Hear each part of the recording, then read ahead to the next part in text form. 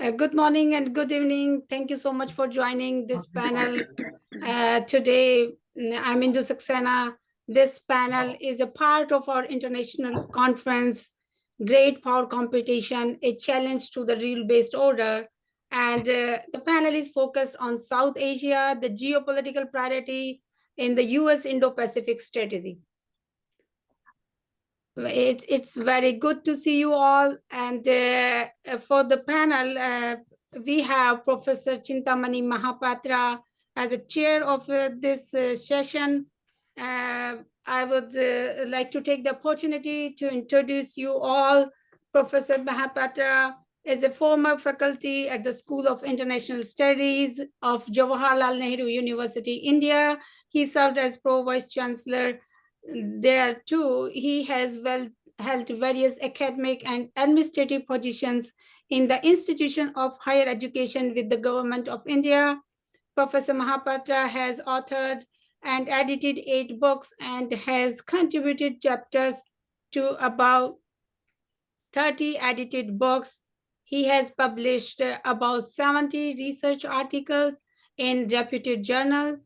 He has been awarded a number of international fellowships such as Fulbright, Commonwealth Fellowship, and Visiting Fellowship to undertake research in the United States, the United Kingdom, Austria, Australia, and many other countries.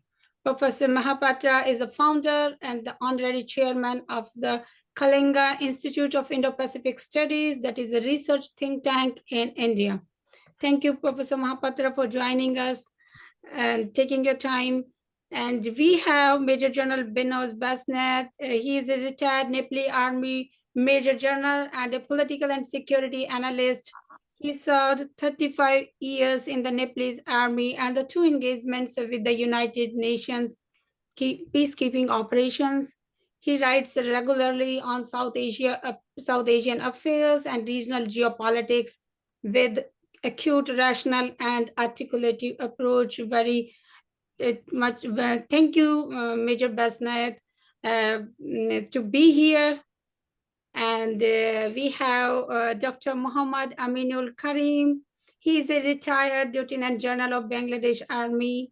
He served as a military secretary to the President of Bangladesh. He was a senior research fellow at the Asia Europe Institute, University of Malaya. He is an alumnus of the Kennedy School of Government, Harvard University, and ESA Center, National Defense University, USA, College of Defense Management, India, Malaysian Armed Forces Staff College, Kuala Lumpur, National Defense College, Bangladesh, and School of Air Defense Artillery, PRC. Dr. Karim is presently a professor at the School of Business, Independent University, Bangladesh. He has authored many books and several articles published several articles in reputed journals. Thank you so much, Mr. Karim, for joining us. We have Dr. Sania Abdullah Close. Dr. Sania is a political scientist working on non-proliferation and regional security issues for over 10 years. She was a visiting research scholar at Sandia National Labs in 2018 and 2019. She has completed her postdoc as Stanton Nuclear Security Postdoctoral Fellow at Center of International Security and Cooperation, Stanford University. She was a faculty in the Department of Defense and Strategic Studies, Quaid-e-Azam University in Pakistan. She is working on her book manuscript focusing on the evolution of Pakistan's nuclear behavior and its deterrence logic. She has been working on Pakistan's National Security Working Group. She has joined us from the West Coast. Thank you, Sania. And we have Ms. Jessica Burton. She's a PhD scholar at the Division of Global Affairs at Rutgers University. And Jessica's thesis is focused on the US-India defense partnership and its implications to the Indo-Pacific. Thank you all for joining us. And now, before I handing over to Professor Mahapatra, I would like to announce that views presented and expressed here are personal, should not be constituted to any institutions, department, and not affiliated to any organization. Thank you. Over to you, Professor Mahapatra. Good morning and good evening to all of you. This particular session has very distinguished panelists, and all of you know very well that it is very difficult to chair a session. Sometimes it can be embarrassing because I know very well how it feels like if the chair would say, stop now, the time is off. I would not like to do that. So initially, let me request all of you to stick to the time and speak for about 10 minutes.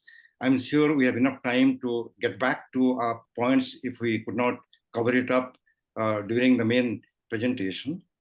And ladies and gentlemen, you know very well that Dr. Indu Saxena deserves a lot of kudos for organizing this kind of webinar. And we must thank the technology to make it possible. And in-person conferences are so difficult. Now, I also would like to thank CIPR for giving me this opportunity to chair this particular session. It's so important that the theme itself, South Asia, the geopolitical priority. All of you know very well, there are two reports. One is the National Security Strategy Report. The other one is US Indo-Pacific Strategy Report. Sorry, Indo-Pacific Strategy Report, yes. And in those two reports, South Asia may be figuring a line or maybe a small paragraph. So when you put the title, the geopolitical priority, I think we can have a good debate on this issue. How much priority the US is giving to South Asia in its Indo-Pacific strategy. I'll not take much time. Maybe in the end, I'll make some observations of my own. So let us start the session and let me request General Binod Basnayat to make his presentation. The floor is yours, sir, and the time is 10 minutes. Thank you.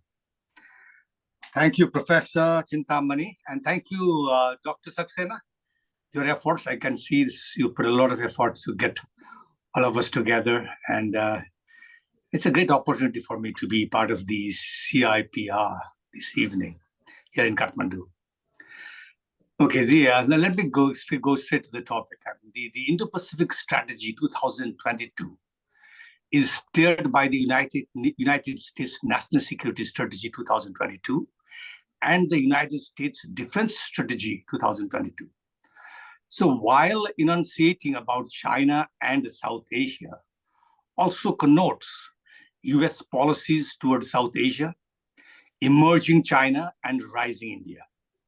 So when China is a competitor, India and South Asian nations are fundamental for the US to deal, but with prudence.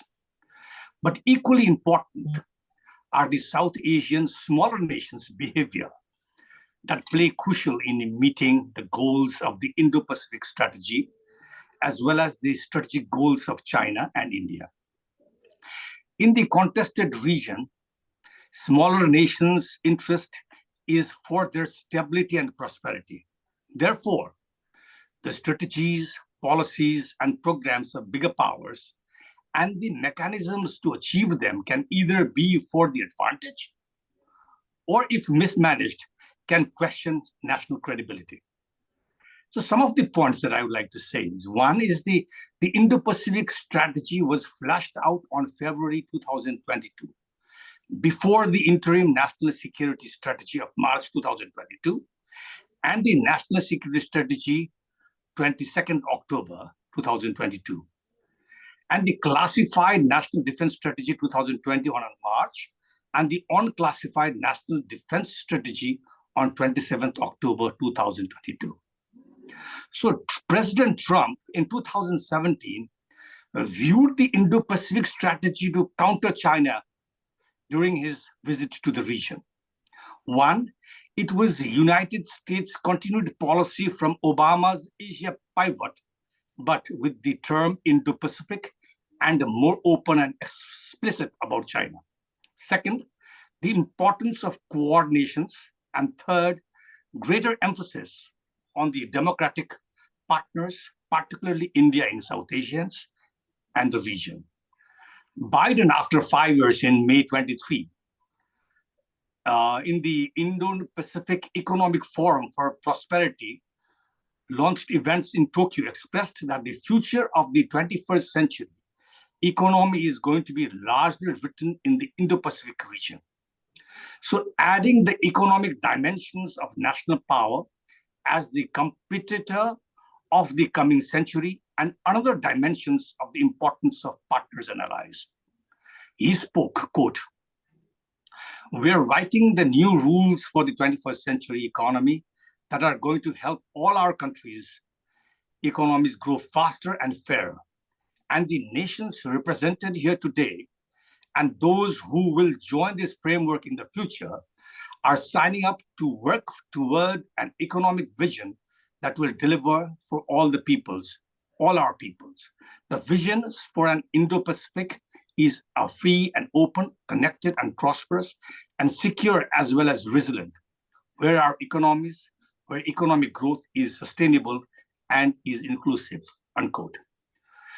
United States Secretary of State Antony Blinken in mid-February said while in Fiji, quote, "We see our future in the Indo-Pacific," unquote. Now, it also comes at a time when President Xi of China and President Putin of Russia announces in Beijing in February no limits to strategic partnership and a new era in the global order figure, a new international order, as well as understanding of human rights and democracy, which emphasizes to work mutually against the United States. So this also comes when China-India borders issues are still ongoing, in addition to the critical issues in South China Sea in the direction of ultimate flashpoint of Taiwan, questioning the rule-based approaches and integrated deterrence. So what is IPR, Indo-Pacific region? Covers half of the population of the world and more than 60% of the global GDP. Now, South Asia is demarcated principally by the Indian Ocean on the south and the Himalayas, the Karakoram and the Pamir Mountains on the north. So this covers about 3.5% of the world's land surface. The population of South Asia is 1/4 of the world's population. The most populous, densely, accounting to almost 24% of the world's population. So the intergovernmental organizations play an imperative functions in the perspective of the Indo-Pacific strategy. So the Economic Cooperation Organization, the South Asian Association for Regional Cooperation, SHARC, includes 8 nations comprising, which is lying in silence. The Bay of Bengal Initiative for Multisectoral Technical and Economic Cooperation, BIMSTEC, housing about 1.73 billion people, are having a combined gross domestic product of United States $4.4 trillion as of 2022. So 5 SAARC nations, including an island nation, the Maldives, that lie on the Indian Ocean, and 2 nations in Southwest Asia, Afghanistan and Pakistan, are not members, and 2 of the 10 members of Association of Southeast Asian Nations, ASEANs, are part of BIMSTEC. So South Asian nations are both in SHARC and BIMSTEC, can play an imperative role as a connector and a gateway to Southeast, linking East Asia. Southeast Asia is an entry to Central Asia, both by land and sea, and contributes strategically to the Act East policy and the Act West policy, to implementation a part of the Indo-Pacific strategy for political economy and security stability of the region. Here too, connecting to East Asia and specifically with the ASEAN, nations appear realistic. For China, South Asia is a bridge to the Indian Ocean, while a land corridor for East Asian nations from the South China Sea to the Indian Ocean, questioning the South Asian security architecture. So BIMSTEC and SAARC are a strategic mechanism to smaller states with the geopolitical realities of the Indo-Pacific regions with the United States Indo-Pacific strategy, and at the same time, China's grand strategy, White Paper of Security Cooperation Asia-Pacific 2017, Defense White Paper 2019 in the new era, issued in 22nd July 2019, 2021 white paper on Tibet, new border law that came into effect from January 2022, China's white paper on democracy that works, December 2021, and the economic policy, the Belt and Road Initiative, necessitates extensive judgment and common anxiety for strategic benefits. So the policy papers provide the future of China's Asian security concept in the emerging regional security landscape. The key points of the policy papers are in response to the United States National Security Strategy and the National Defense Strategy. So South Asia always remains a strategic corridor for the Indo-Pacific region, for justifying the bridge of the globalization and make the most of the regional assets, resources, and geographical advantage. So what does the National Security Strategy 2022 say? 1, competing China. 2, containing Russia. Coalition with like-minded states. 4, military modernization of the United States. 5, urgent struggle in the world over world's autocracies and democracies with more open approach or change that has come. 6, cooperations and China and Russia on climate, arms control, nuclear non-proliferation, public health, and economic stability. So what does the national defense say about? It has 4 classification safety challenges to the United States. 1, China braces global consequences termed as basin challenge. 2, Russia holds continental impacts termed as acute threat. 3, North Korea and Iran possessions and expanding of nuclear arsenals, but unaccountable leadership. 4, borderless menacing like global terrorism, climate change, and pandemics, and other that does not respect borders. So the aim behind this was, 1, to defend the US homeland. 2nd, to deter strategic attacks against the US allies and partners. 3rd, to prepare to prevail in conflict when necessary. 4th, to build a resilient joint force and defense ecosystem by 1, forging integrated deterrence. 2, campaigning in building enduring advantages. So with this depiction, let me now deal on China's response in South Asia. So Beijing mounting sphere of influence with economic, diplomatic, military, and technological in South Asia and in South Pacific countries intensifying. Uncertainties to the US and the allies. China has recognized the creating of the linkages contradicting interest in the region. Increasing competitions between rising China and the United States will see different dimensions compared to that of the US-Soviet rivalry during the Cold War. China has the economic magnitude as a global exporter, hub for engineering inventions, and a manufacturing center enabling to cultivate a momentous superiority in emergent and disruptive technologies like expansions of artificial intelligence and autonomous system, hypersonic missiles, and twofold applications of technologies in biotechnology, robotics, and quantum technology as compared to the Soviets that General, 2 more minutes, please. General, 2 more minutes, please. Yeah, thank you. And ideal strategic and political dimensions. So China has claimed that the strategy unwavering, susceptible to one China principles, as well as an anti-China movement that will compel countries to detriment interest those countries possesses. So China recognizes the United States as a spoiler and a problem creator more willingly than a constructor or guardian.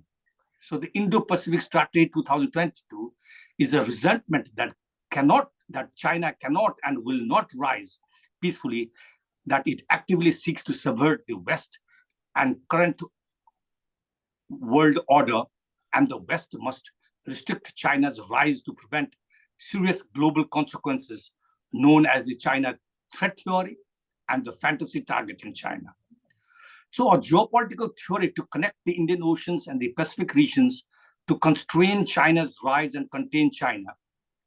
The regional grouping Quad has been labeled as the Asian NATO.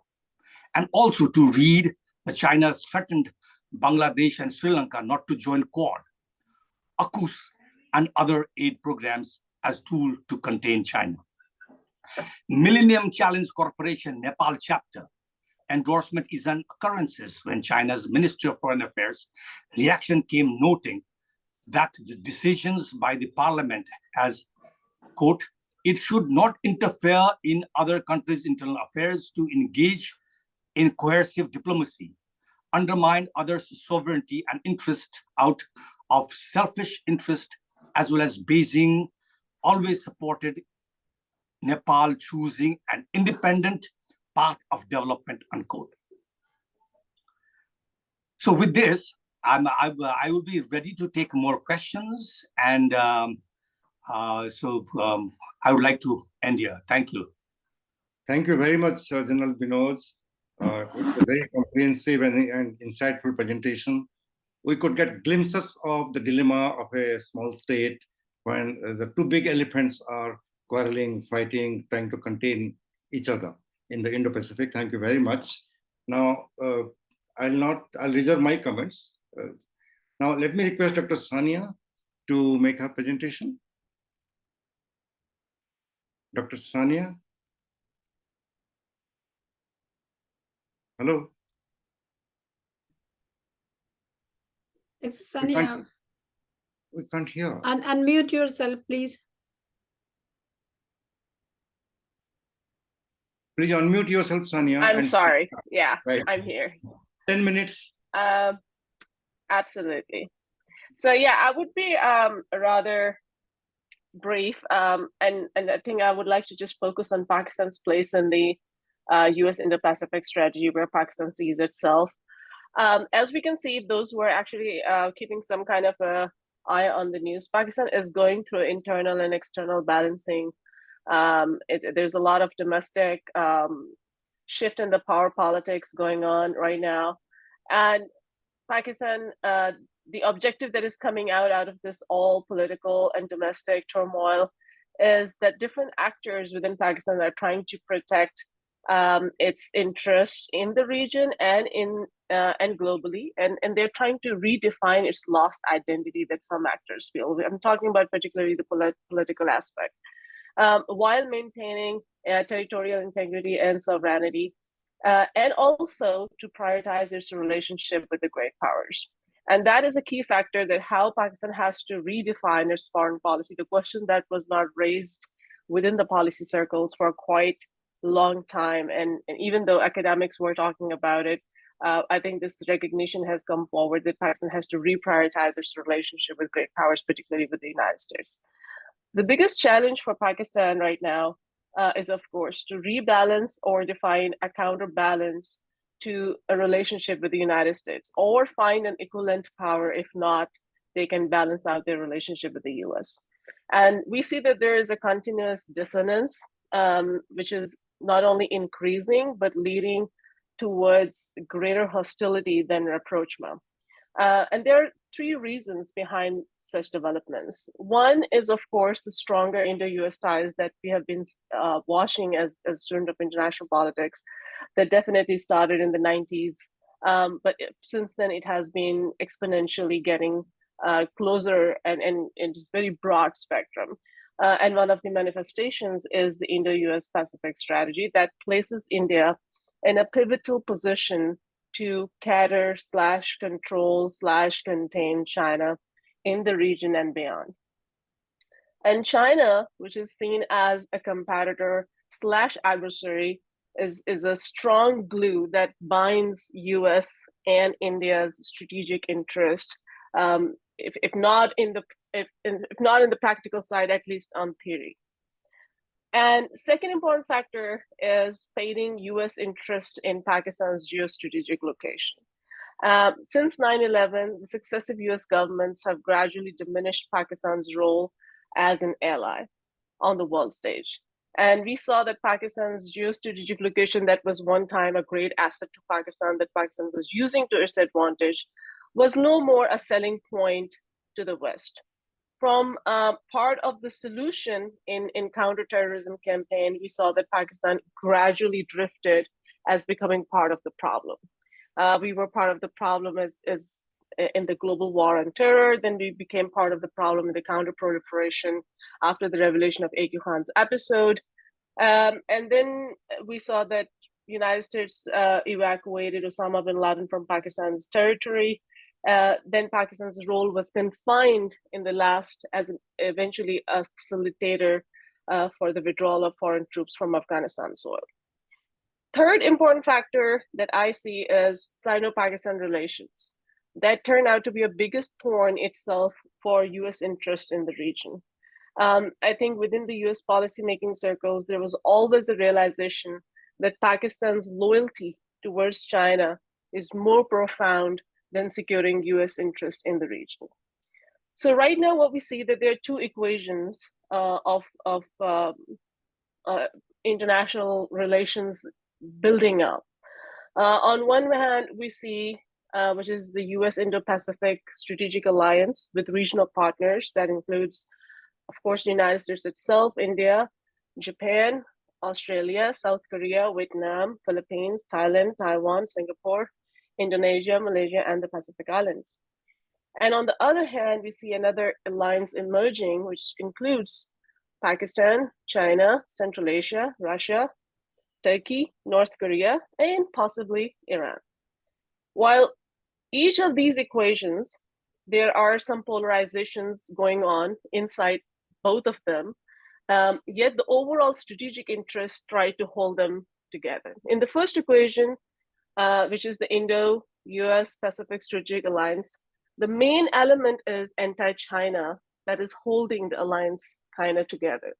And whereas in the second equation, we see which is less coherent than the first one and more informal than the first one, the binding factor is anti-US sentiments, the history of wars and crises, and the regime change attempts.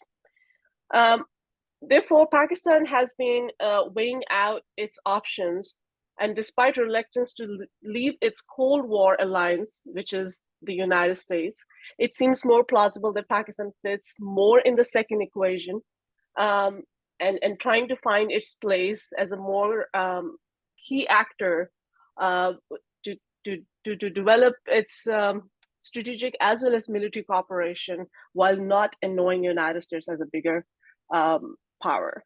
Now, the biggest hurdles for Pakistan right now to fit in the greater or bigger US Indo-Pacific Alliance are: one, Pakistani leadership strongly believes that it has lost deterrence balancer / stabilizer in the region, which was United States.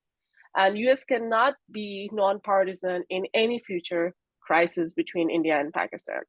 The Balakot crisis in 2019 was a testament to those apprehensions, where United States administration said that India has a right to self-defense. The second factor that I see is, in the absence of such a balancer, which was United States playing a key role to communicate deterrence between India and Pakistan and asking both sides to exercise restraint, Pakistan now believes that it will take care of the stability on its own. And these are the words of former Director General of SPD, Lieutenant General Kedbai. So Pakistan's preparations for its defense are against intended escalation from India. So we are not talking about unintended escalation, which was the subject of security studies for a long time. We are talking about intended escalation that Pakistan perceives as a threat in the region. This aspect is serious because with this preconceived mindset that is developing in Pakistan's military and strategic leadership, there is a very little room for understanding miscalculation / accidental attempts. The classic example is of Pakistan's authority that firmly believes that BrahMos missile incident that happened in the past was an intentional attempt by India to test Pakistan's air defense alert levels and operational responsiveness. So any such attempts that can happen in the region, there will be always a chance of triggering up into a crisis. The third factor is the current BJP leadership within India, which is very vocal about pro-Hindu ideology, aggressive force posture, and making unilateral decisions on the bilateral conflict, which is Jammu and Kashmir. The recent statement from India is also about we're willing to talk about Gilgit-Baltistan and Azad Kashmir, which is India, is they want to include that. So such atmosphere and statements give less hope for peaceful coexistence or initiate any bilateral dialogue between two nuclear neighbors. I will conclude with a common, with the most important observation after saying everything is that I think India and Pakistan being part of the two opposing blocs that are emerging, as it seems right now, that they belong to at least these two positions where we see them, is most likely to lock horns in the near future before any regional or extra-regional conflict simmers. And I will be concluding here and waiting for more comments. Thank you. Thank you. Thank you, Dr. Sania. It was a very balanced presentation. You being a Pakistani, living outside Pakistan, observing Pakistan as a non-participant researcher is really good. And we'll have some questions for you later. And thank you. Looking forward. I liked your presentation. Thank you so much for that. Let us move on to the next presentation by General Karim. Sir, the floor is yours.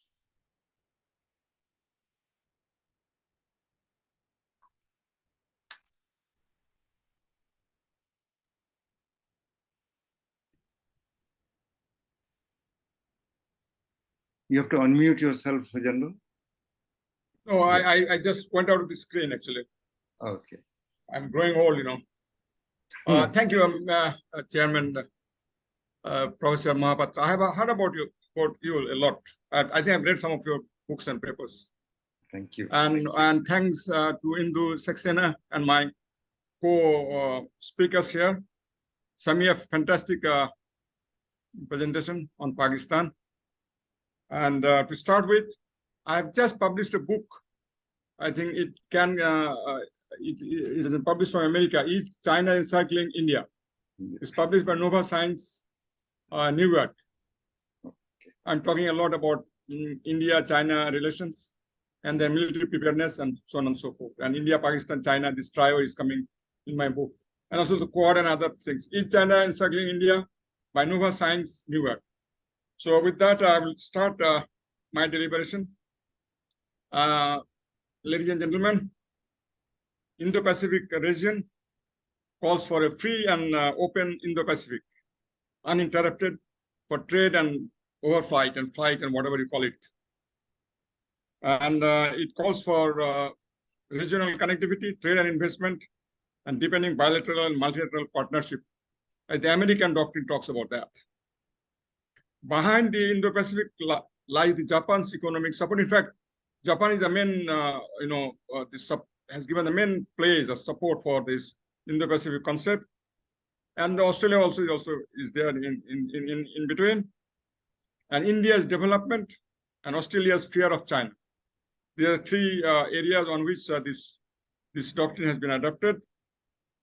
And as I see it, and I go with this concept, and I buy this concept, and as I see it, most of these Asian states have no choice but to depend on the Indo-Pacific corridor, punctuated by choke points and flashpoints like Malacca Straits, South China Sea, the Kashmir, the Persian Gulf, Sri Lankan, Indian Ocean, all such things. A single state in this part of the world will not be able to secure its shipping lanes or shipments. Shipping lanes turn out to be the vital national interest of the nations.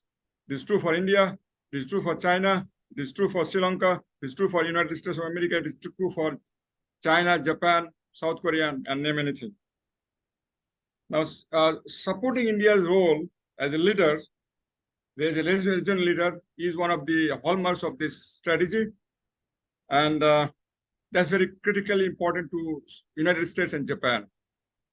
But this leadership role, as I see it, is under strain. Only most of the South Asian states are tilting towards China, especially Pakistan, Nepal, Bhutan is in between Sri Lanka, and Bangladesh trying to maintain a balance. Only Bangladesh and Sri Lanka are indecisive to some extent, mostly for economic reasons. It has to go to China for economic support. They nevertheless depend on China for infrastructural development and military hardware support. 80 to 90% of the military support is coming from China for Bangladesh. I was trained in China during my basic training. I was also trained in India as well. Now, border frictions, it reminds one of the 1962 war between India and China, play a larger role in circumscribing the parameters of Indo-China relations. The prospects of meaningful de-escalation are low as Pakistan is also intricately involved here. This trio, India, China, and Pakistan, primarily decides the geopolitics of South Asia. All three are nuclear armed with tactical nuclear weapons at their disposal and second strike capability, including submarine capability. Diplomacy is failing to contain the bitter feelings between India and China. It is trying, but the last Ladakh war is a testimony that it is not working that well. Now, Indian Navy is showing propensity to collaborate with the US Naval Central Command, and they have moved much forward. The issue of missile defense also figures prominently. The two forces have conducted joint military exercises in Alaska, India, and United States to acclimatize Indian forces to fight better in the highest battlefields of the world, in the Himalayas, as they are doing now in Ladakh, in Kashmir. The United States is supplying radars, aircraft engines, and surveillance equipment to India. A joint group of aircraft carrier technology cooperation has been formed under the US Defense Trade and Technology Initiative. The Communication Compatibility and Security Agreement signed between India and the United States provides India with the encrypted security equipment of the US. India will get this advantage. The declaration of India as a major defense partner, MDP, of the US in May 2018 was a milestone event in upgrading the relations between the two countries. Vital interests of the United States and its closest partners like Japan, South Korea, Australia in this region require, as I said, free and open Indo-Pacific, and it requires governments make their own choices. And that shared domains are governed lawfully. It's talking about rule of law, rule-based order. Strengthen resilience both within the countries and among the countries. Thus said, I would tend to argue the United States should take lead ratifying the UNCLOS when you're talking about the South China Sea. US has not itself ratified this convention or the treaty. Only then you can put China on the dock, having done so. Now, in the United States, talking about investing in democratic institutions, a free press, a vibrant civil society. South Asia lacks that broadly, prominently in Pakistan, Sri Lanka, and Bangladesh. Institution building is also waning. I would tend to think in India, due to the rise of religious fundamentalism with this present government by Mr. Prime Minister Modi, and Shashi Tharoor, an Indian big politician, is always very critical about this Modi's Hindutva, or so to say, something like that. So jingoistic nationalism is disturbing the stability in South Asia, especially between Pakistan and India. Ensuring the region's seas and skies are governed and used according to the international law as stipulated in this strategy, Indo-Pacific strategy. And they cover the Indian Ocean, very important, most important. The Bay of Bengal is another important frontier coming up. The Arabian Sea, very critical for the sea lanes of energy. Persian Gulf, again for energy.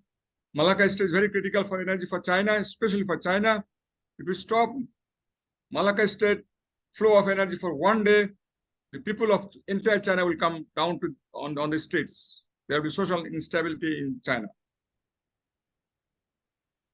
The Indian Ocean is an area of debatable interest to the United States. Here I come. There is a point that can United States manage this so much big area, such a big area? Many see it as vital for countering China. That's fine, but it may overstress the US commitments. That's the point I'm trying to make, because from Horn of Africa and right up to the shore of the mainland of United States is the area of Indo-Pacific as per the Americans. Now, US lacks allies, territories, bases, and ports in South Asia compared to other parts of Indo-Pacific.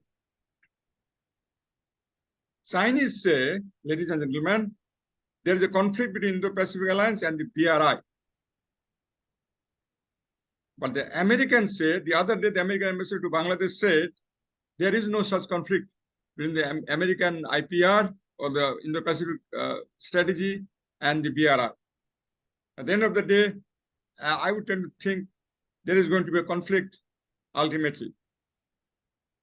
Now, it has also talked about Indo-Pacific Economic Framework, this strategy that emphasizes new approaches to trade that meet high labor and environment standards.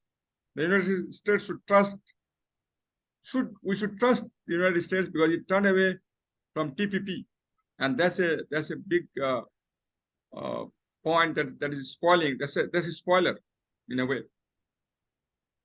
Now, President Biden announced a fund of $400 billion US for infrastructure development as part of the Quad program.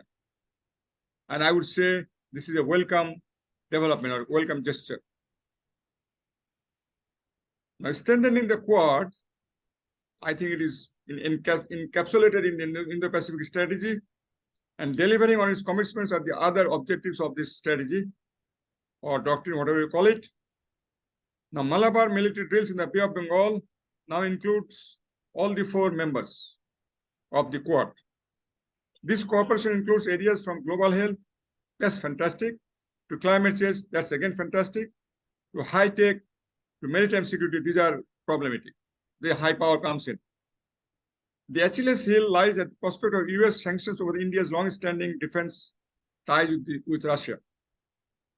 India is alone in the Quad for not condemning Russia's invasion of Ukraine, and New Delhi abstaining from voting at the UN against Russia. The India's acquisition of S-400 missile defense system is the bottleneck, and India is tending to lose its strategic autonomy. Just 2 minutes, sir. So I'll just finish. Is a negotiated settlement in Ukraine that is a sanctions on Moscow. The Quad members take it for granted that China will not be amenable to rule-based orders. This, I believe, is a misplaced hypothesis. Balance of power is a strategy but not a cost-effective strategy as it is happening now.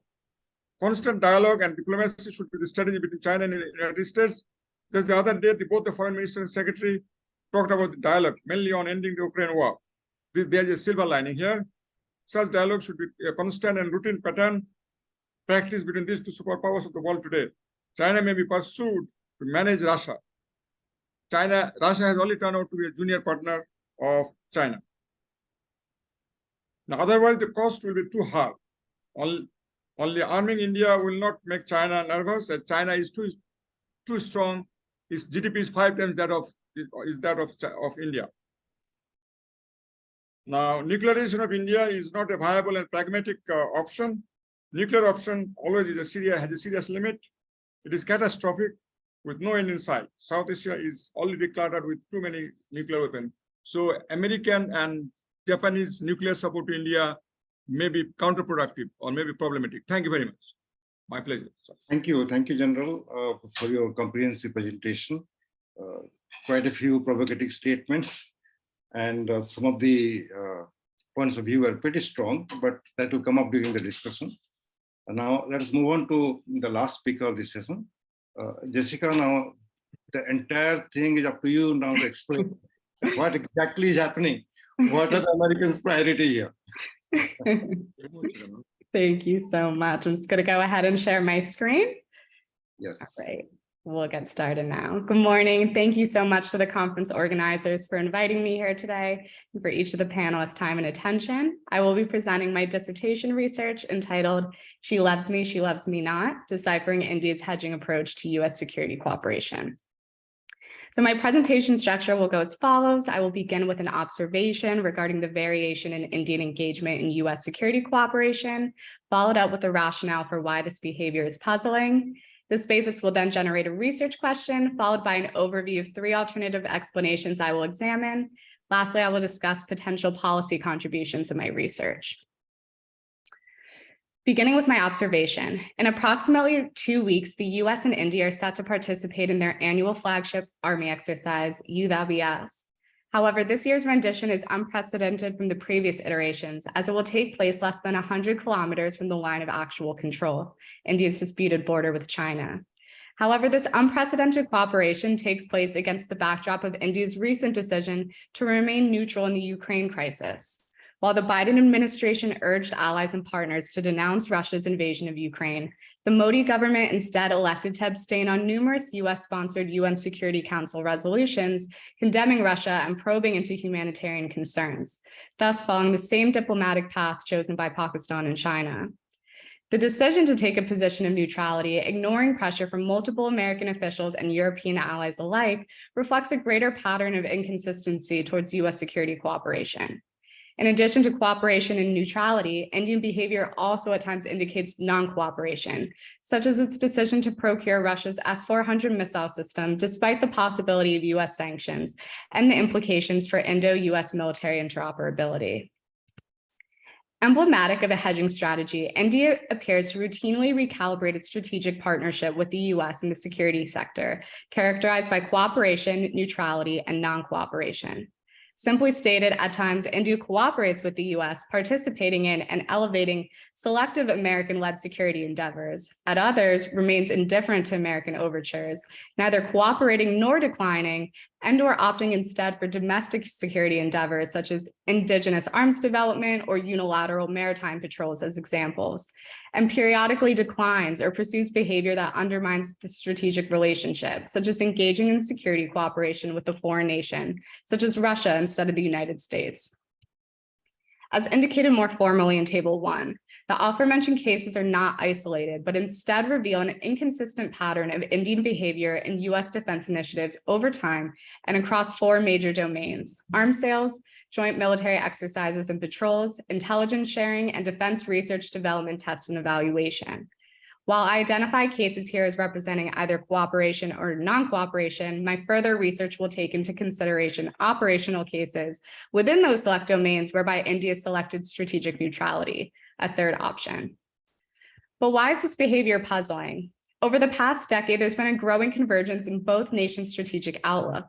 Reflected in both the Sino-Indian rivalry and the Sino-American competition are similar underlying dynamics that challenge Indian and US influence in their primary theaters of interest. For India, China's military pressure on its northern border, its economic, military, and political penetration of its neighbors, and its widening maritime footprint across the Indian Ocean emulate American concerns regarding China's challenges to US forward posture in East Asia, its attempts to weaken the US alliance system, and its efforts to undermine freedom of navigation in the East and South China Sea. Thus, despite what is perceived as an increasingly aggressive Chinese threat against the backdrop of ongoing Pakistani tensions, Indian engagement remains inconsistent. Therefore, my research seeks to explain the surprising variation in the choices made by Indian policymakers, more formally prompting the following question: what are the main determinants of India's hedging strategy towards US defense and military cooperation in countering regional threats? In an effort to answer my research question, my dissertation will examine 3 potential explanations for India's inconsistent approach to US partnered security cooperation initiatives: geopolitics, bureaucratic politics, and civil military relations. According to the geopolitics explanation, Indian cooperation with the US will occur under 2 conditions.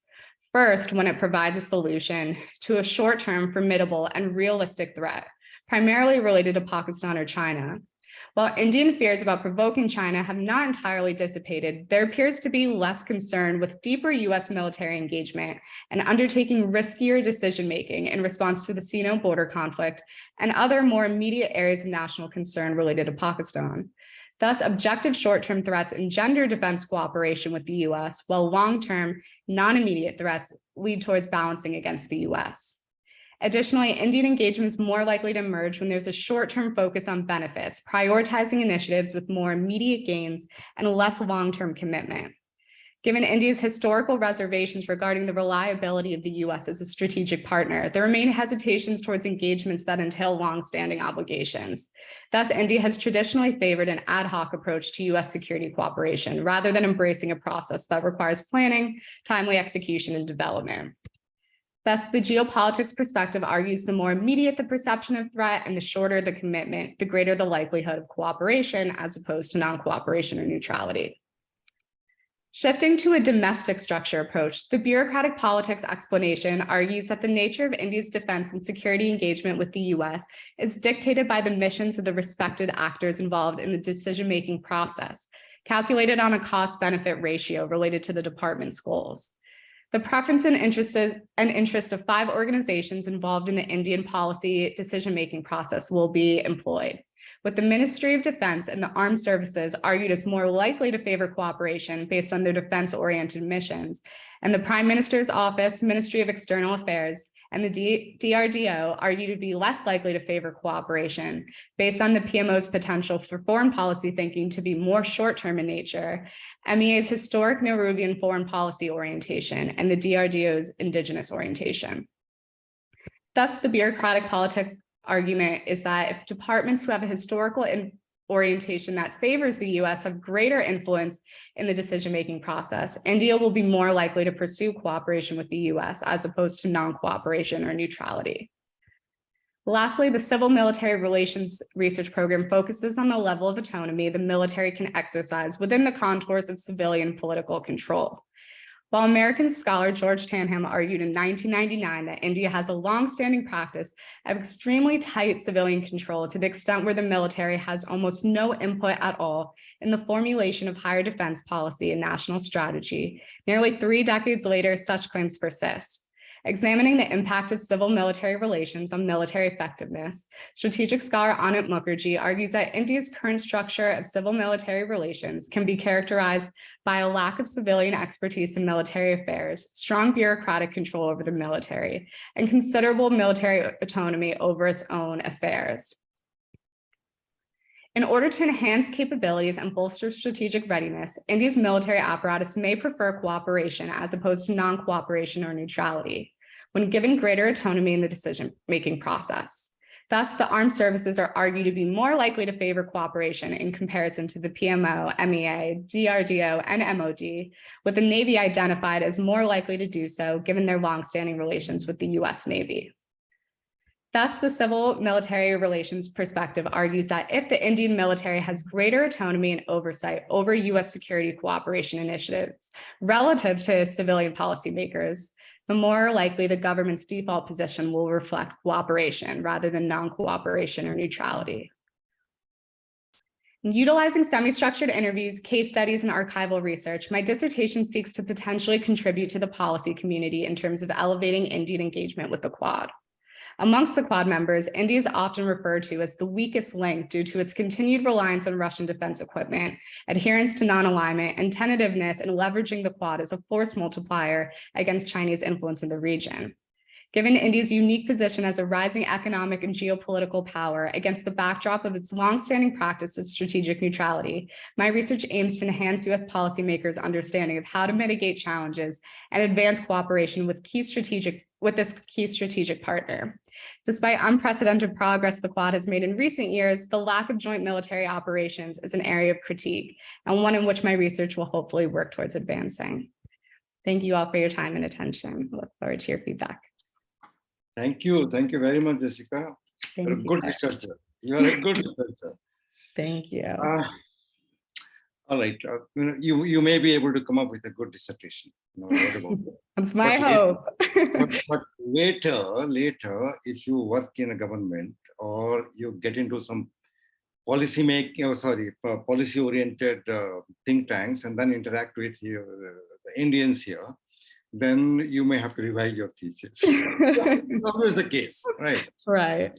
I think we had 4 very nice presentations, I would say. All the presentations were good. Now, one can debate on each and every paper, but the time is short. And within the given time, let me make just a few observations of my own. And maybe I'll ask a question each to all of you. And then we can see whether anyone else is going to ask any question from the chat box and all. You see, this is my strength or weakness, I don't know. When I write a paper on a particular session, I just go to the title and then work on the title. I don't diverge from there, right? Now, generally what people do is from their own position in the respective countries, their academic background, they somehow veer around and not focus on the theme itself. The theme of the session is clearly asking the geopolitical priorities of the United States, not Bangladesh or Nepal or India or Pakistan, right? And secondly, this is not a session where we can talk about Indo-Pak relationship, China-India relationship, like that. Presentations are good. You link it up with the broader Indo-Pacific. But if you see from the American perspective, the first question that one can ask is, what is the priority of the United States as far as Southeast Asia is concerned right now? We all know that the United States was involved up to the neck in the Afghanistan war for 20 years until a year ago. So that indicated the priority. For about those 2 decades, when the US was too involved in Southwest Asia, particularly in Afghanistan, and fighting the ISIS in the Middle East, the Indo-Pacific, the other side of the Indo-Pacific, the Asia-Pacific countries, particularly ASEAN, Japan, Australia, New Zealand, they were thinking, we don't figure in the American priority at all. The entire focus is in the Middle East and Southwest Asia. So much so that the previous administration, Donald Trump administration, President did not attend even ASEAN summits for 3-4 years. He did not even attend East Asia summit. Forget about it. The focus was completely away from an area called Asia Pacific, which later became part of the Indo-Pacific. Now, if you see, we can argue that South Asia is a very important country because India is a rising global player, that Pakistan is a new nuclear weapon power, and that whatever happens in Afghanistan is going to have spillover effect in the larger region. How can the US ignore it? The fact remains the US has ignored South Asia as a region. All right, General Binod talked about SAARC and BIMSTEC and the minilaterals in this part of the world. That's fine. The United States does not have a policy towards SAARC or towards BIMSTEC. It took about 25 years for the USA to have an ambassador to ASEAN. They did not even have a policy towards ASEAN, right? And all of you know very well that the US was more keen on the military strategy affairs in the region than economic. Economic policy was by and large bilateral. It's only when the Obama administration talked about TPP and it was doing very well, the negotiations are over and the final draft was ready. And finally, Donald Trump campaigns and says, the moment I come to White House, I'll oppose it. On the very first day in office, he walks out of TPP. Now, IPEF is a much weaker version of the TPP, which was at a different level altogether, trying to, in a way, compete regionally along with the allies and the partners against China. China was cleaning up in the international market when the Americans were fighting the global war on terror. Too much of money, material, life spent in Afghanistan and in the Middle East. And that was the time when China cleaned up in the international market and began to compete with the United States. Now, the US is giving some priority to South Asia only as far as India is concerned. And I think Jessica mentioned this point about Indian neutrality in Russia. That is also coming under question, right? The Indo-US strategic partnership was moving in a very positive trajectory for about 2 decades. And suddenly Russia invades Ukraine and the entire game is now appearing to be changing, but the reality could be something else. Let me just mention one point here, just as a footnote. India does not follow a neutrality policy. It is not a war between the United States and Russia. It's a war between Russia and the Ukraine. The US has refrained from fighting a war directly with Russia even now because Ukraine is not a member of NATO. The US is simply helping Ukraine fight the war with Russia. if you see the Indian policy, Indian policy is not obstructing the American sanctions policy. The US has imposed more than 9,000 sanctions against Russia, but not a single Indian policy is obstructing the implementation of the American sanctions. India refrained from condemning Russia, fine, but India did supply humanitarian assistance, including medical and other assistance, food assistance to Ukraine. So India, if you want to understand India's position, which the American government understands very well, the position is of strategic autonomy, and the priority is of one's own survival and one's own strategic interest. In the middle of a kind of standoff along the LAC, if the US would say that we are going to impose sanctions on your S-400 purchase from Russia, that would derail the Indo-US strategic partnership. The reason it is not done because the US knows that the main target of the United States in the Indo-Pacific is China and not Russia. Russia happens to be figuring right now for the last 8 months, but the real challenge to the American position, American ideals, American politics, American strategy, and even economy comes from China. And the US policymakers think that India on board with the United States in managing China is more important. That is the reason why Quad has survived. India is the weakest link simply because the other three partners have already decades-long strategic alliance with one another, right? So I would say that as far as geopolitical priorities are concerned, terrorism is no longer a priority for the United States. They think that they have defeated ISIS. They think that Taliban is not able to now do the kind of thing that they did in the past, including giving asylum to Osama bin Laden. And the terror activities in Kashmir and other parts of India has come down.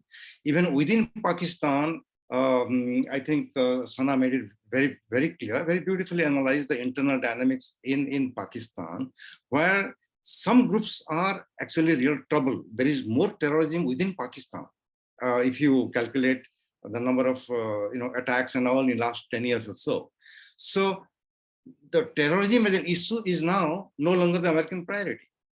Number two, as far as the nuclear is concerned, that is a remote concern of the Americans because a country like Pakistan, having so many non-state actors, some of whom are involved in terrorist activities historically, and that country is now having economic problem of very severe kind.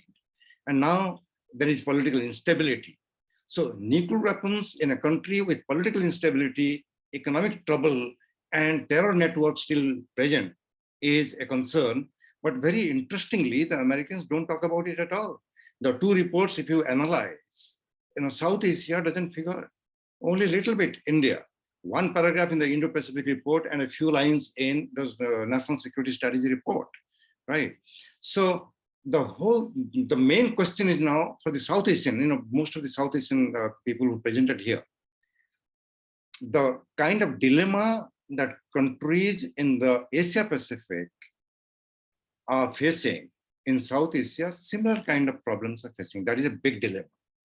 China has been an economic partner for all the smaller countries in South Asia, including Sri Lanka, Nepal, Bhutan, and even Pakistan, the CPEC and all. The United States has been traditionally the security provider. So now if there is, this is my term, if there is cold confrontation between the US and China, what would be the position of Pakistan? What would be the position of India or even the smaller countries? That is a very big dilemma because we don't want any kind of Cold War or cold confrontation between US and China. Cold War is not at all possible for simple reason that during the 4 decades of Cold War between the US and the USSR, there was hardly any economic relationship between the two. But today, the Chinese and the American economies are so interdependent, very complex interdependence is there, that if they fight a Cold War of the older type, it is going to be mutual assured destruction. So what is happening is now basically stiff competition, rivalry, game of chicken being played in South China Sea. All those things are happening. Interestingly, the American State Department, I think Anthony Blinken and even your Lloyd, the defense secretary, have openly been saying, no, no, no, no, we don't want you guys to take a position left or right. You are free to do whatever you want. But the signaling are totally different, totally different. I would urge all of you, to do research or to write a paper or to make an argument on television or a webinar. It's good to read all those reports. What is important is to see the American action. Then only our understanding will be much clearer. Simply by citing the report, this report said this, that report said this report did not mention Pakistan at all, these are not going to help. Ultimately, what is happening right now, that should be our major focus of our analysis. Let me ask one or two questions to all of you, then we can discuss. To my friend from Nepal, General Binod, you had a long list of the documents released by the United States. And you being from Nepal, you know that this side India, that side China, and the United States is out there, right? Now, the deeper the US-China tension is, more problematic would be for Nepal. Nepalese have been arguing for a long time that they are sandwiched between two giants like India and China. But the American factor is very, very important. Nepal, although it is a landlocked country, I think Nepal should consider itself as part of the Indo-Pacific. So how do you look at, from your perspective, this, what I would call Sino-US cold confrontation? And Sana, I think your presentation was very good. And I liked the way you analyzed the ups and downs in US-Pakistan relationship. It has been, Pakistan has been a frontline strategic ally for a long time. But the moment the immediate problem is resolved, then Pakistan falls from the grace and it is no longer there in the American radar. And that kind of up and down is going on right now. Now, in China, which is your all-weather friend, there is a banking crisis, there is a real estate crisis, and there are a tremendous amount of revulsion and opposition to the COVID-19, zero COVID-19 policy of Xi Jinping. China's economic growth rate has slowed down. The economy thing has cooled down. In this background, how do you look at your policy towards the United States? Whether the US is a good strategic partner, or you are going to abandon the US as a partner and move straight into the lap of China? That's my question and your assessment. And Karim Saab, had it been a different theme, I would have made some points about your remarks about the Hindu fundamentalism or whatever. All of us know very well Islamic extremism and terrorism within Pakistan. All of us know very well how the Buddhist extremists are there in Sri Lanka. And you have been also suffering because of whatever policy in Myanmar. So I will not go into the political aspect of it, but some of your points were so good. The one point that you said, what can the US do in Indian Ocean? I think that's a very strong statement, and please explain to us. There is Diego Garcia base, and they have the missiles. One button is pressed and New Delhi will no longer be there in 4 minutes. And saying that the US has a little influence or leverage in Indian Ocean, to my mind, is pretty strong, but maybe you have some additional point to defend your position. Another point, very directly you said that the US has not signed the UNCLOS, so it has no business to tell China to follow the UNCLOS. But the fact remains that all major powers, they swear upon international law, but when it affects their interest, they don't abide by it. You saw what happened to the Filipinos going to the international adjudication, and China participated in it, said yes, and finally said, sorry, we are not going to abide by it. So this is a more complex problem. We cannot have, you said this and I said this. It's more complex problem. And Jessica, you made good points. I'm just giving you one input. You see, if you're trained in the American university and you're familiar with the policymaking process in the United States and the bureaucratic politics model, the role of Congress and executive legislature differences. If you apply that model to India, it may be, you may be making the right questions, but you'll get all wrong answers. But if you can defend yourself, I'm just provoking you. No. You can defend yourself. So let us hear one by one. Shall we go from the backside now, reverse way? So Jessica, now you may start. Sure. Thank you so much for your feedback. I think the way, so I made the decision to look at it from an Indian, the more challenging decision to look from the Indian perspective rather than from the US perspective. But these were just, rather than taking a very kind of Western approach, this is just a general framework to kind of guide my thinking. So looking more from the geopolitics perspective, again, from the threats posed and from the nature of cooperation, and then shifting more to, from a state level, my decision to look at bureaucratic politics really stemmed mostly because India is so infamously known for its bureaucracy and kind of better navigating the role, or how influential rather that is in terms of foreign policy decision making. So I think generally it's understood, yes, India has this more or less kind of fickle strategy of sometimes it cooperates, sometimes it doesn't. It has this history of strategic non-alignment, but really understanding what are the factors that determine its propensity to cooperate. So understanding, well, perhaps maybe if a different bureaucratic agent has greater influence in a particular defense cooperation domain, how would that translate? As well as looking from, again, from the civil military perspectives, it was more so understanding, okay, there's this kind of staunch reputation of how civil military relations play a role in India's foreign policy decision making. So I get in one aspect that it does kind of model a very typical Western approach.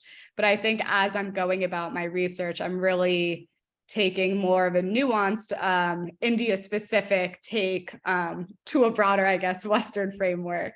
So my hopes are to be able to really dig into more of the India aspect of it than look at it from more of a Western ideal. I'll just give you a hint, like when India complained about cross-border terrorism in Kashmir, the US for a longer time said that's not our business. That is domestic issue, domestic terrorism, until the 9/11 happened. And after that, terrorism anywhere is terrorism. That was the American position.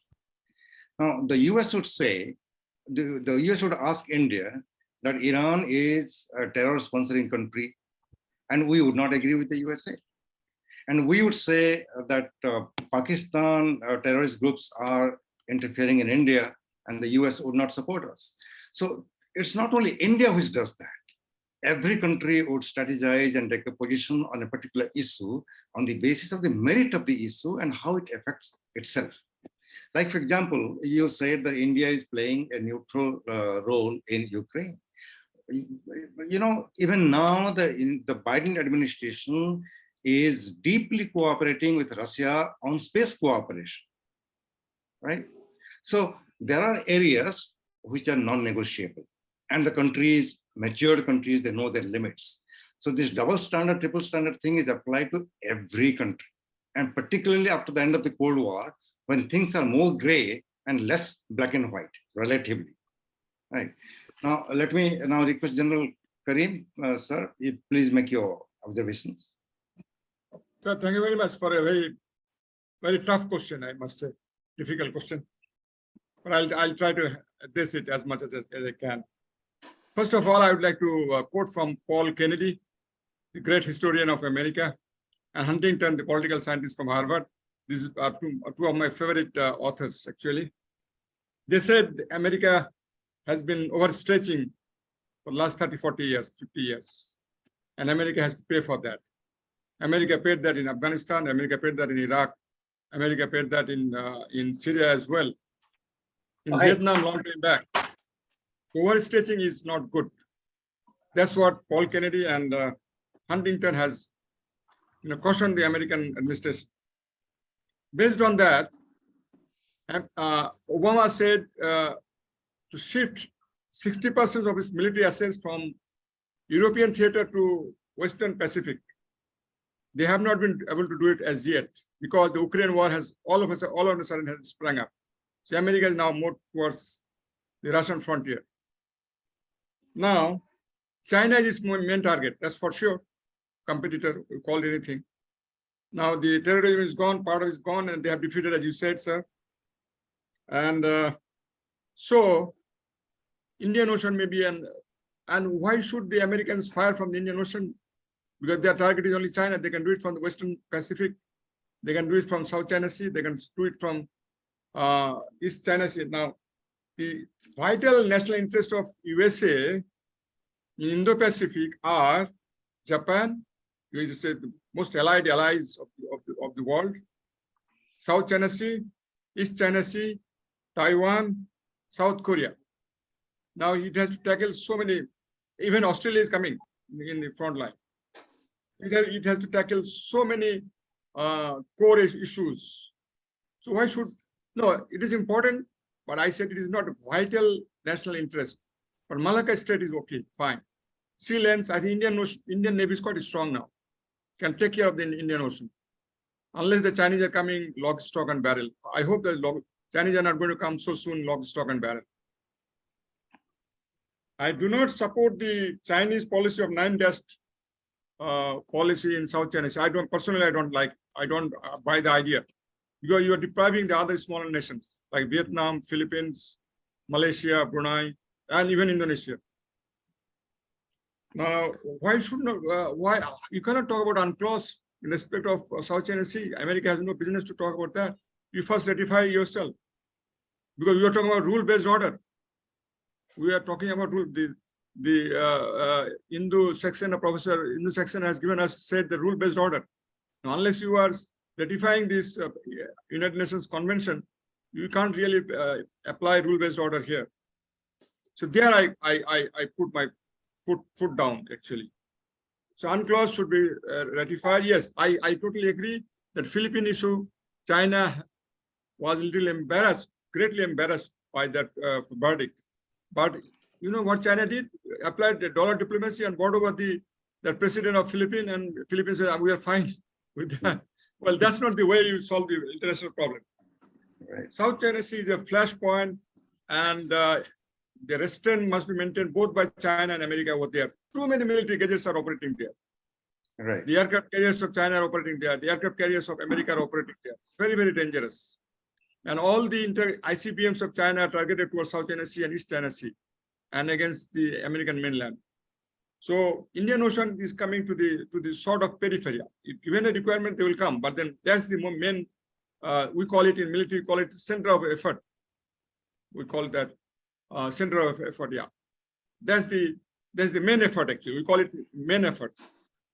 Okay. And then I talked about the ITLOS, and That's it. I talked about yeah, I think yeah, but personally I don't support the Chinese policy of 9-dash line. No, I don't support that. Right. Right. Okay, Right, sir. thank you. You know, that's a very strong point of view from your side. But again, we can always debate. Let me just make one or two observations. But you start. I must say, you are a very good professor. You are a very good professor. Sir. Number one, most of the people who talk about Chinese power, China emerging as a superpower, all those things, they highlight all the positive developments in China and completely ignore the negative side. There lies the flaw. Today, the United States maintains military bases in 700 places around the world. China has just opened one little one in Djibouti and trying one or two at other places. China has a 2 aircraft carrier and trying to build another one. Even now, the United States has 11 aircraft carrier. In terms of military technology and capability, even now the United States is unparalleled. Having said that, people who talk about a decline of the US, in the US is no longer influential, you know, we can make certain arguments which looks beautiful, but if you scratch the surface, then it is different. For example, tiny little Cuba, 89 kilometers from off the coast of Florida, the US is not able to change the regime for more than 5 decades, 6 decades. And look at the US got defeated in Vietnam and in Afghanistan. Those are not the right kind of facts to draw a conclusion that the US is not powerful because they lost Vietnam and Afghanistan and Cuba. Those are different ballgame altogether. For 40 years plus, when the Americans and the Russians and Soviets were fighting the Cold War, not even once, they fought directly. Now that China has come up with its own capability, not at par with the USA, but still adequate capability to cause tremendous amount of damage to the United States, believe me, US and China are not going to war, even over Taiwan. Even over Taiwan, direct confrontation between the US and China not going to take place because they are getting matured now. It is going to be suicidal for the whole world, right? Okay, now let me move on to Sania now. Yeah.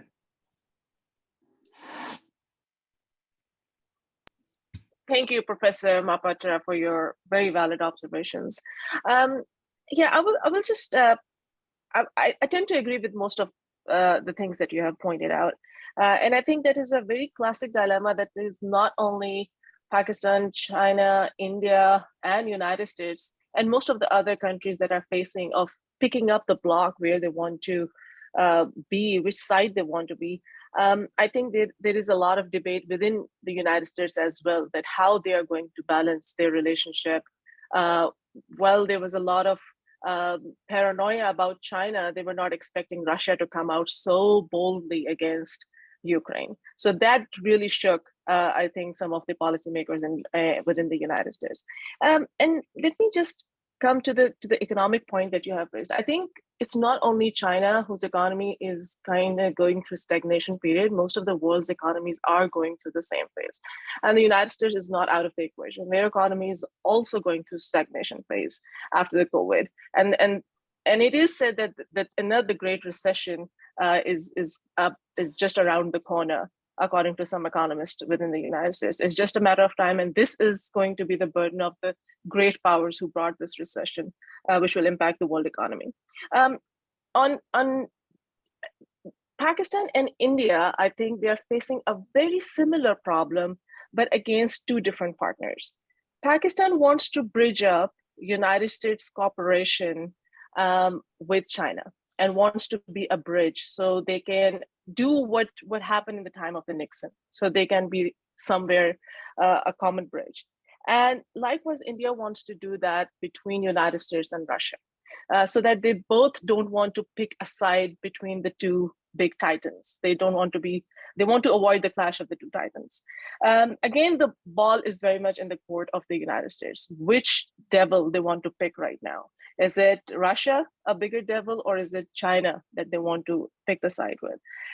Another thing that I would like to say is that Pakistan as an ally kind of spoiled the habits of the United States as a nuclear weapon ally. And I think United States had some kind of assumption that India would tend to follow the same lead, even if there was a policy of non-alignment. That was the policy of the past. And now when we would give them some weapons, now we will say that you are our new ally. There would be a lot of passion within the policymakers, and they would say, oh, we are here, and then we will fight your war against China. And that expectation was dashed very soon. And Americans have realized that, okay, well, India is not going to be an ally like Pakistan. They are very much like partners. They want to stand up for their rights. They want to stand up for their partners within the community. And they are still figuring out their relationship with not only China that they're interdependent with, but also with Russia. So these are the disappointments, I would say, that American policymakers felt when they confronted in the Indo-Pacific, particularly, and with dealing with the Indian policymakers. These, I think, dialogues are going back and forth, and that is the reason why even though Pakistan is now on a very low ebb of the relationship with the United States, there is still some kind of a sympathy, I feel, within the US policymaking circles who believe like, okay, well, we thought that Pakistan was, is no more a card to play, but maybe we should keep that card on the table because we were expecting India to go out for us and do something. And India has their own reservations and they are not willing to fight the war that we were expecting. So that again, it's a game of chess which is going on, and I still believe that US has most of the balls in its court to figure out which ball they want to pick, what time they want to choose for fighting their enemy. And yes, small powers have limited options. I do believe that just the way India has been very strategically wise in picking up its wars, Pakistan has learned its lessons from its history. And I feel that now Pakistan is more about diversifying its options and not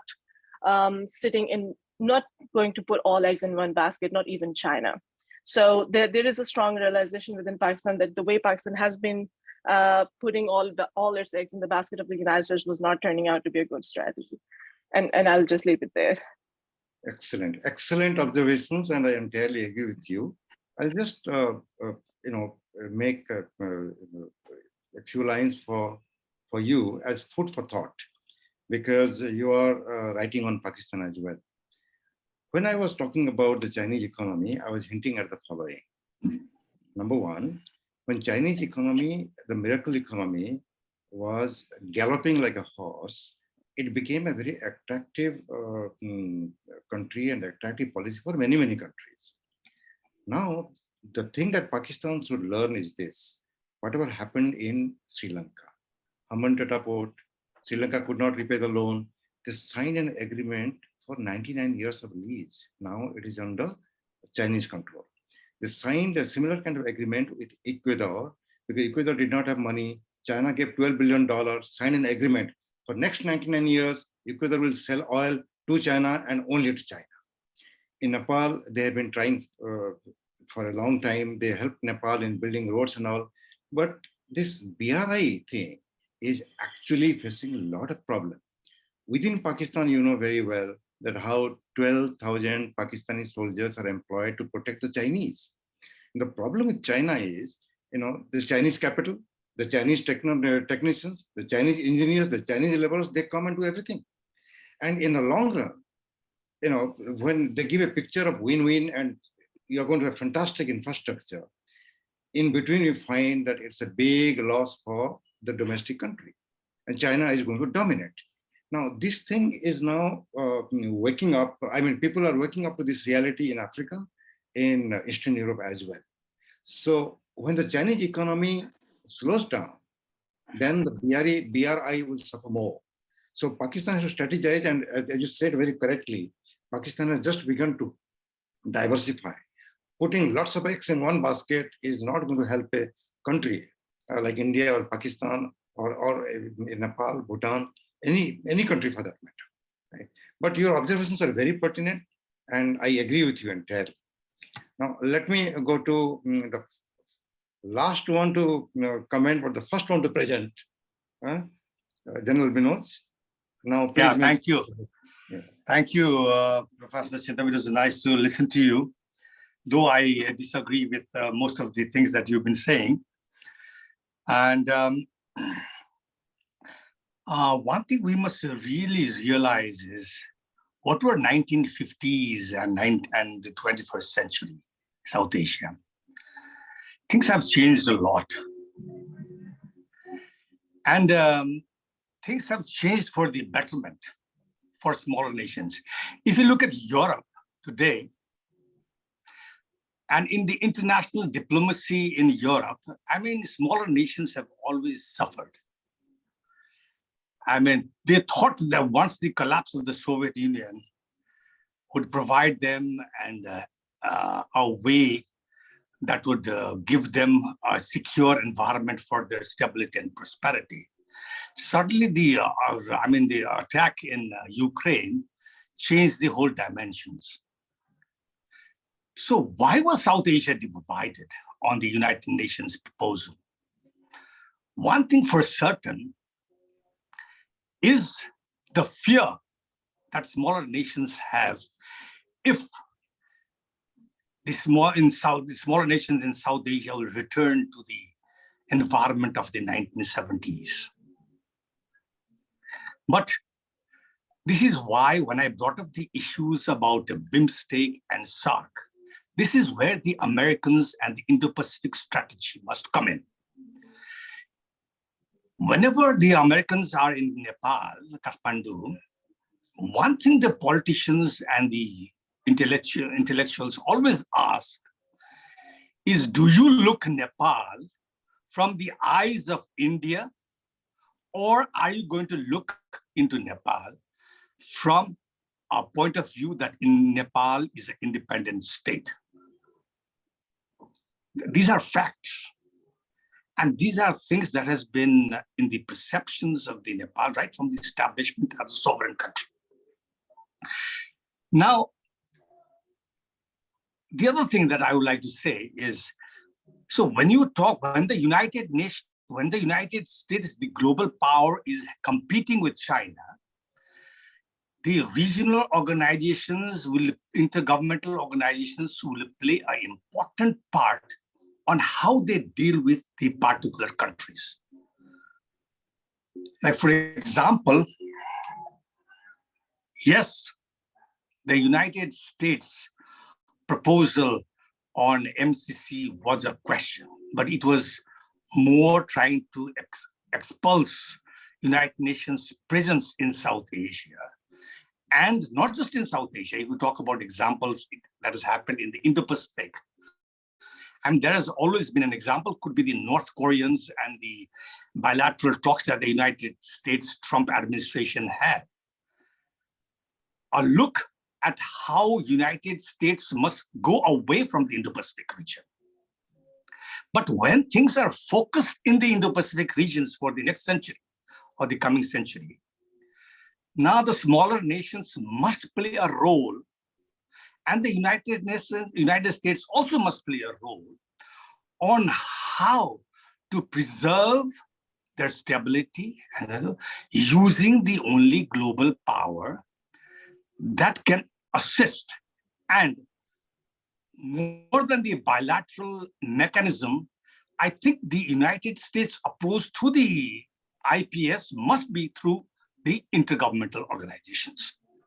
This will pay more to the United States than focusing on the particular countries that they think are eligible, though there can be arguments on this. And the other thing is, like, when you talk about the United Nations the debate about the Russian invasion, one question arises: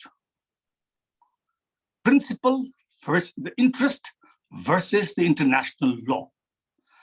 Now, basically, in world politics, principles have always been put aside by the bigger powers for their interest, rather than the smaller nations standing for interests. Standing for the principles of international law.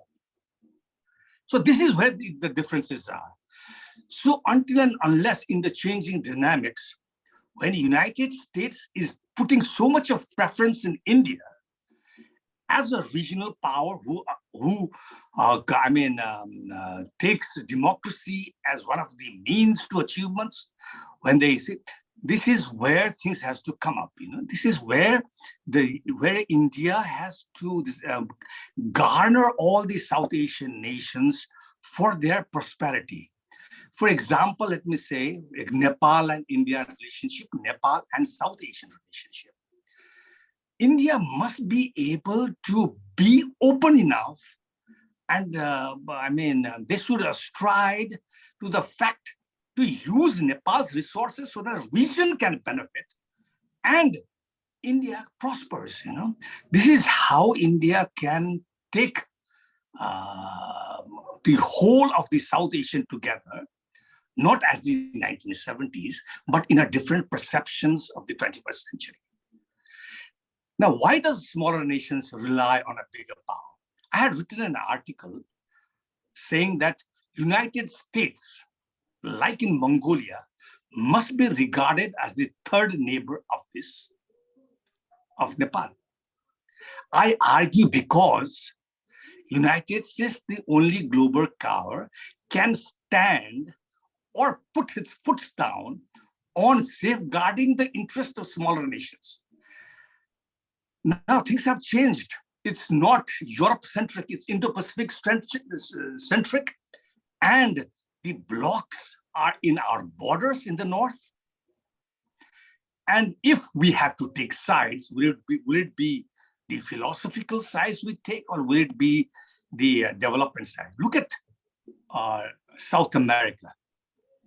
If you look at the latest elections, most of them have become left-oriented.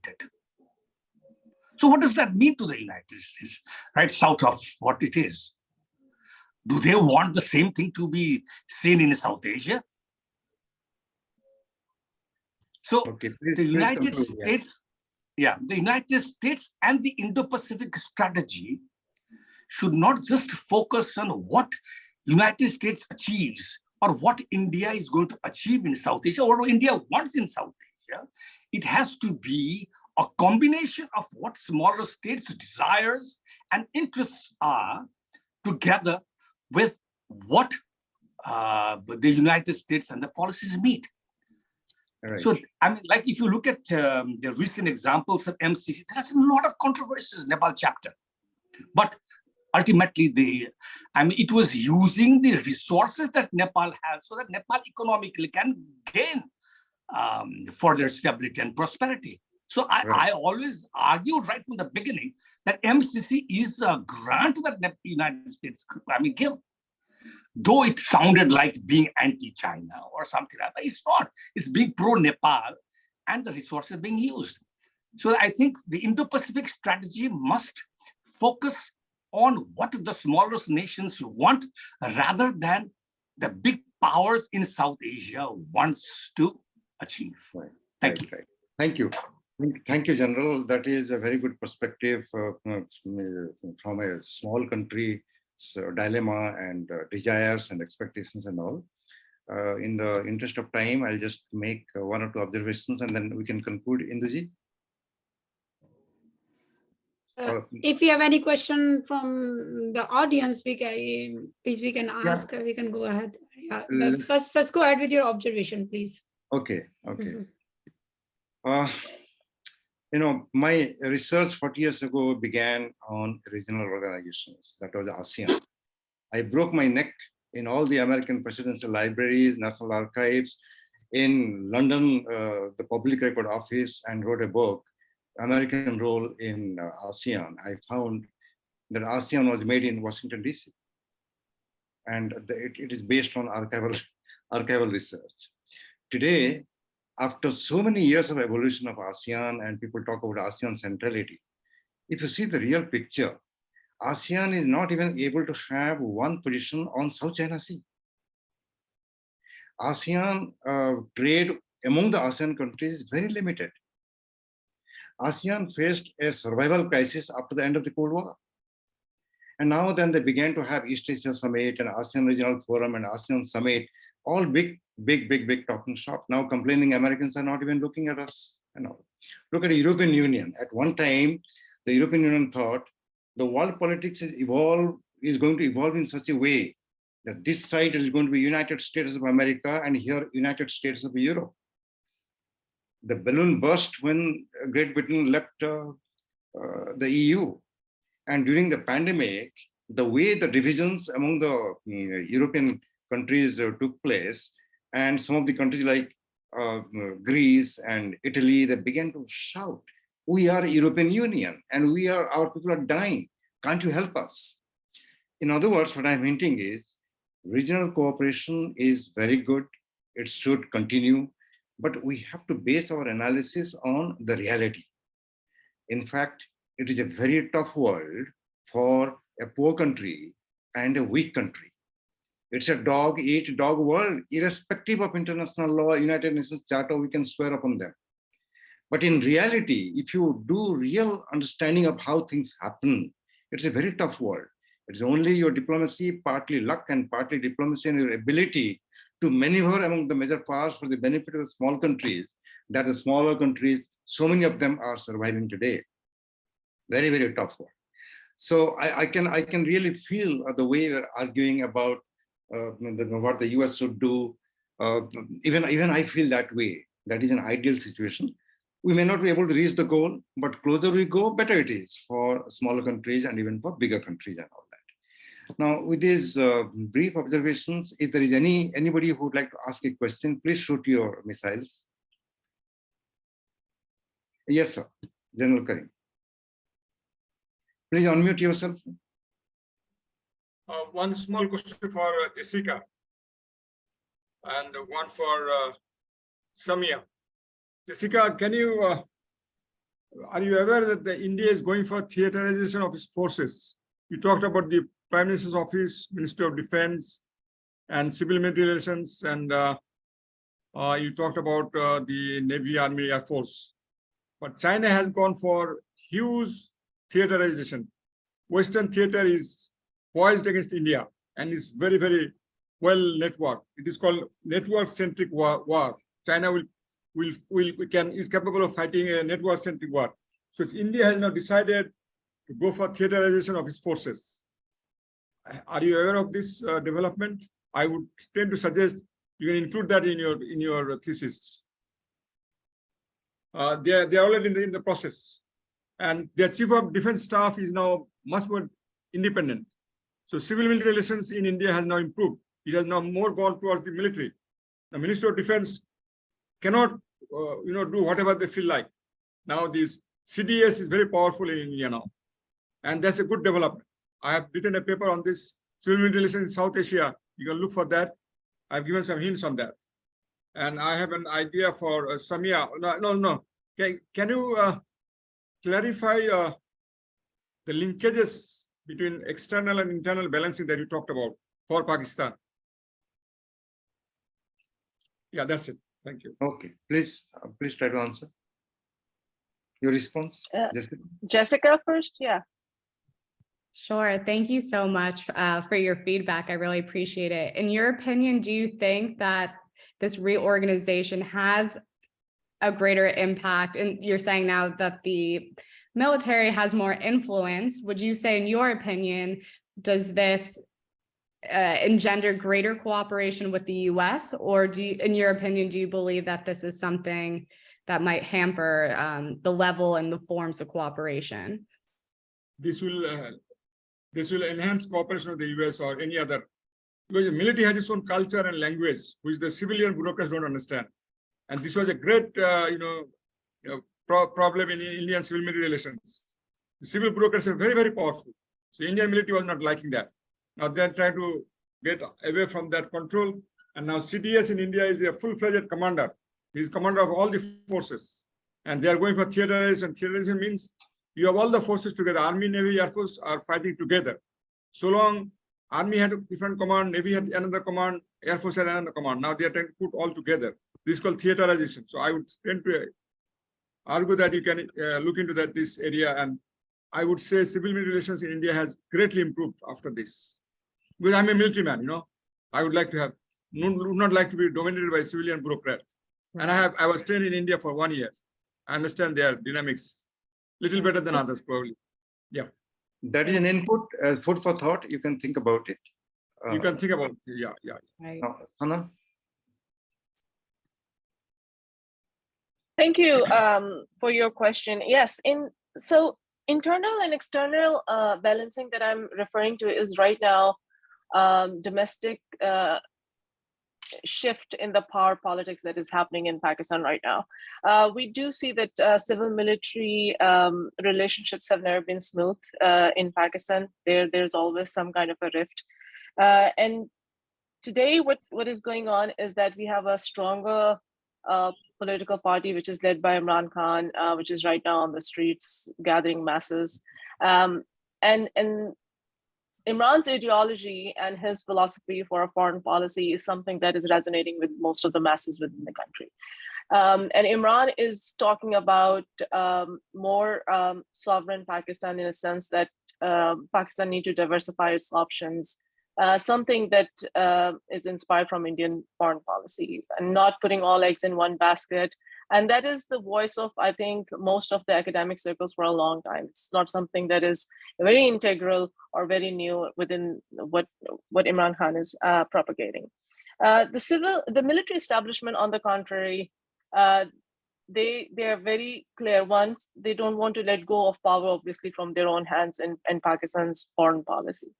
And their inclination is more to balance the power politics between United States, the hangover of the Cold War, that they don't want to let it go because of the equation of military to military equation with the West. And secondarily, they don't want to even spoil their relationships with China. Now, Pakistan's defense equipment, the procurement of weapon systems, is mostly from China and Turkey. So, yeah, we do see that Pakistan is hanging on to United States at a loose end.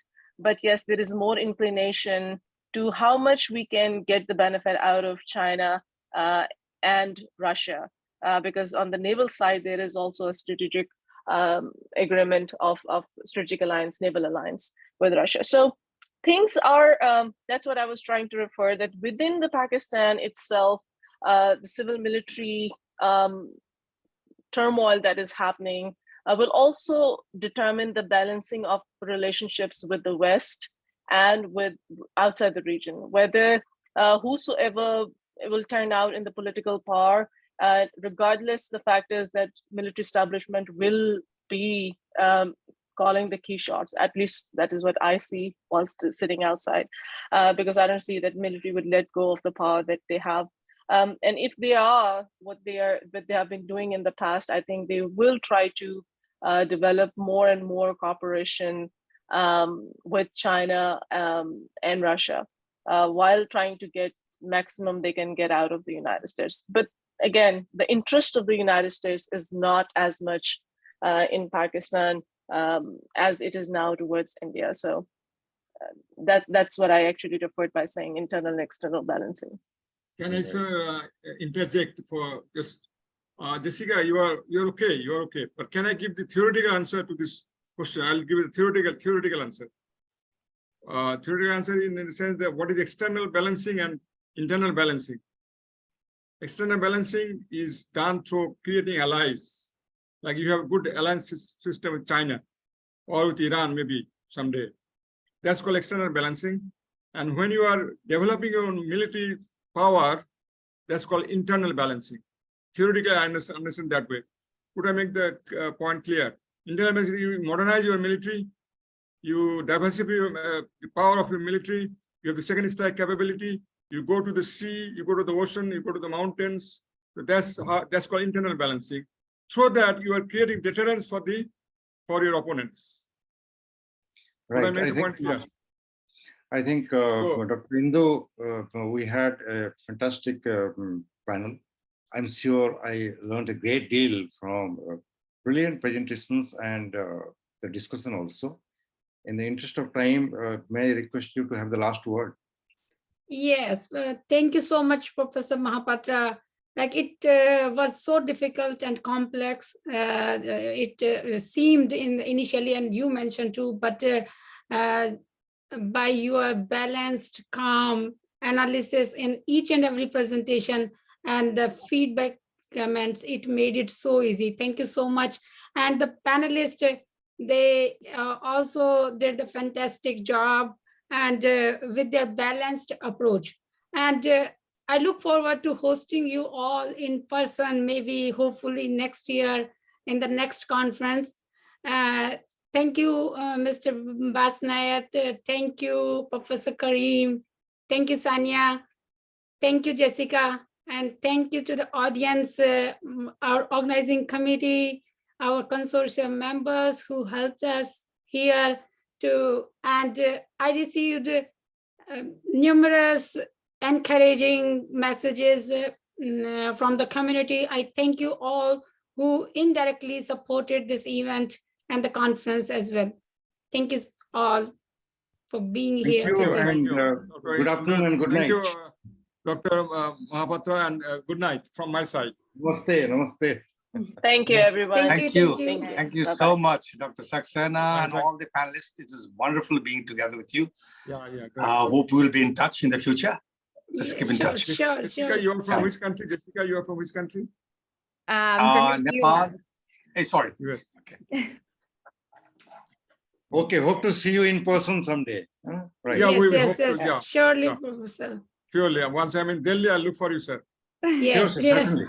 certainly. Bye-bye. Bye-bye. Take care. Bye-bye. Yeah, Bye. Thank take you. care.